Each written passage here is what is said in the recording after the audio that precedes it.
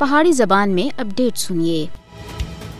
مودی حکومت مسلم اکثریتی مقبوضہ جموں کشمیر کو ہندو اکثریتی خطے وچ بٹانے دی ہر ممکن کوشش کر رہی ہے۔ مودی دے زعفرانی بریگیڈ سن کشمیری مسلمانوں دے خلاف ثقافتی جنگ چھیڑ رکھی ہے۔ مقبوضہ جموں کشمیر کو بھارت دی توفیلی ریاست بنانے دے ایک حصے دے طور دے اتے بی جے پی حکومت ادھر دے تعلیمی اداراں، سڑکاں، سرکاری بلڈنگاں دے مسلم ناں دے نشانات لگاتار بٹا رہی ہے۔ بھارتی حکومت سن اس سلسلے وچ تازہ اقدام دے طور دے اتے جانباز پورہ بارہمولہ جیلم اسٹیڈیم دا نام سابق بھارتی chief of defence staff general Bipin Rawat تے نام دے اتے رکھ دیتا ہے۔ آر ایس ایس تے متاثر جنرل بپن راوت تے بھارتی فوجی سربراہ اور اس دے بعد وچ چیف آف ڈیفینس سٹاف دے دور وچ بے گناہ کشمیری عوام دے قتل عام وچ خوفناک حد تک وعدہ ہویا سا۔ بھارتی حکومت سن پہلا ہی مقبوضہ جموں کشمیر وچ سکولاں، کالجاں، سرکاری بلڈنگاں اور سڑکاں دے نام مرے ہوئے بھارتی شخصیات، بھارتی فوجیاں اور پولیس اہلکاراں دے ناں دے اتے رکھے ہیں۔